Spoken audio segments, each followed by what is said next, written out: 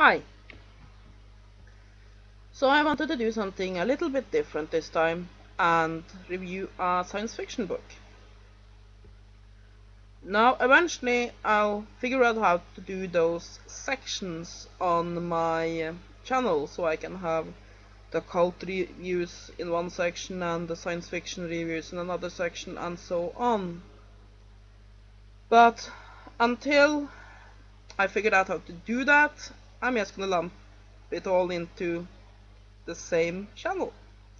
Anyway, the book I wanted to review is Homecoming, book 1 of the Legacy series.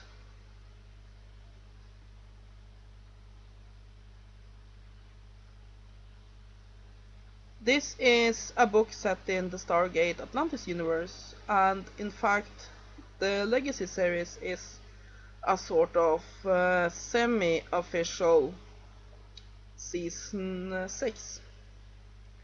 This book series picks up right after season 5 ended and continues the storyline, which is very cool.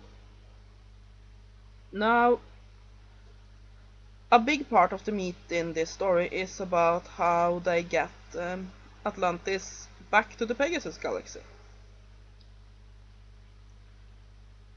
Oh, and I forgot. The book is written by Joe Graham and Melissa Scott. Yeah. So, of course, there's a lot of politics. There are those that want to keep Atlantis on Earth as it can be used as a very effective weapon. And there are those that say that Atlantis belongs to the Pegasus galaxy and its people, and there's a lot of arguments back and forth there. However, eventually a new threat arises in the Pegasus galaxy when a very powerful Wraith Queen sort of takes over and becomes the big boogeyman. I'm not gonna go a lot more into detail on the plot than that because I don't want to spoil anything. Now, with any media tie-in books, there's always the question, how well do the author manage to represent the characters?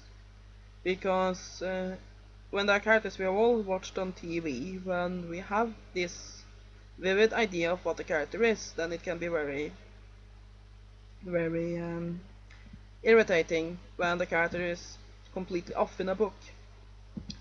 Like one of my favorite Stargate Atlantis tie novels, Blood Ties, has this problem that the author just have no idea how to handle McKay. Now, if you haven't watched Stargate Atlantis, Rodney McKay is a scientist. He's very arrogant but brilliant, and in Blood Ties he's kind of a twit, and it doesn't fit the character. Yes, he's sort of a bastard, but he's a good-hearted bastard in the series. But yeah, but this is not a book, so I think Joe Graham and Melissa Scott handles the characters perfectly. Every character is spot on. Reading this book really feels like watching the show, and I have to give the characters and I have to give the authors a lot of credit for that. They do an amazing job. The story also is very good. I highly recommend this book. Now, with any media tie-in book, there's also another question. It's obviously a genre of books that has a lot of questions. Yeah. And the question is, can this be read by someone that hasn't watched the show? And I would fall into the category of saying no. You really can't. You have to watch the show to get any enjoyment out of this book. Now, there are several of the Stargate Atlantis time novels that you can read just fine without watching the TV show first.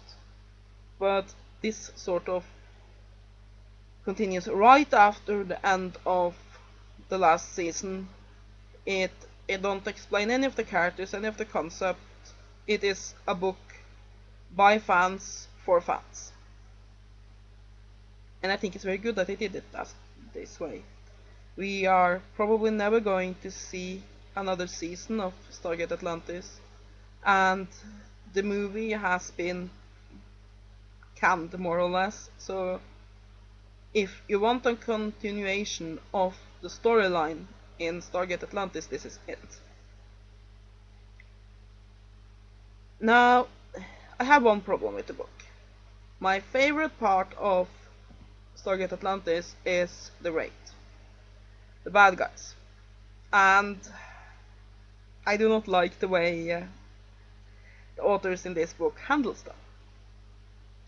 Now, yes, I do like that the Wraith do get a lot of attention.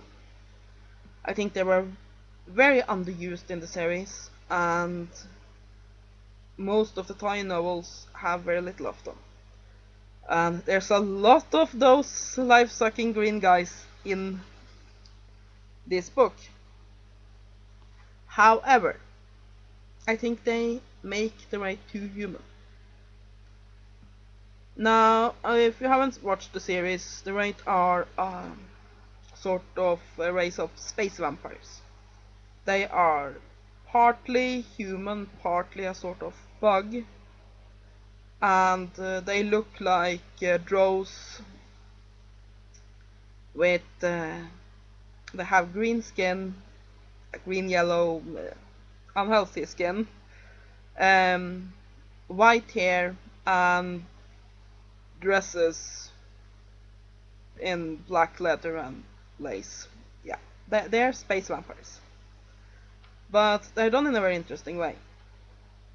And in the show, it is made very clear that they are not human. And also, how the Wraith function is that they have one female for several thousand males, and the females then rule. They are insect-like. So it doesn't make sense that they would, for example, have children like humans do. Because if the bottleneck is one female for every 2 to 10,000 males, how would they be able to keep up population? And also, the queens, they need to be very strong or they'll taken over. And pregnancy do weaken a woman. So it doesn't make sense that they choose a mate, have babies, and so on. It just doesn't make sense. But they do in this book. Yeah. To be fair, it's never really explained in the show how the Wraith reproduce. We know that they have children, but they probably don't do it by having Wraith bang bang and going for 9 months.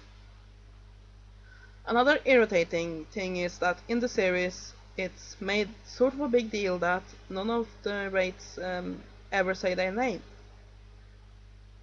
And it's sort of a mystery.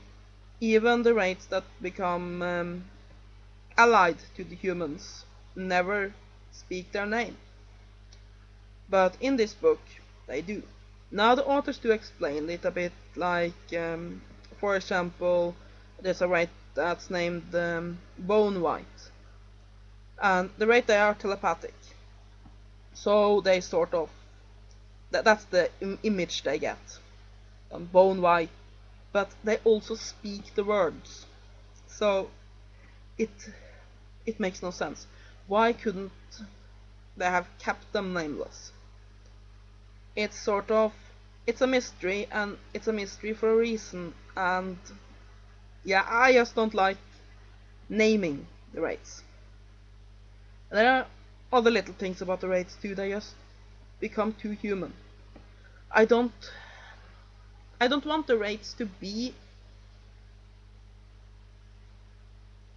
so much like just human-like vampires. They're another race. They're an alien species. Let them be that. However, other than my complaints about the handling of the rates, I do love how this book is written. I love how the characters are handled. The storyline is very good, and it is a proper continuation of the Stargate Atlantis saga. So if you're at all a fan of Stargate Atlantis, you just have to get this book. Now, like I said, this is book 1 of a series named the Legacy series, and book 2, The Lost, here we have that, is published as well, and we are waiting for the next book in the series. So yeah, I would give this book 8 out of 10. It has some flaws, but it is still very, very good. And yeah, Stargate Atlantis was a show that was just cancelled way too soon. And with this book, we have a way to see the story continue. And I'm very thankful for that. So while I don't agree with every one of their decisions, Joe Graham and Melissa Scott do have my respect. I recommend this book. And that's my review of Homecoming, book 1 of the Legacy series, a Stargate Atlantis tie-in by Joe Graham and Melissa Scott. I hope you all have a nice day, and goodbye.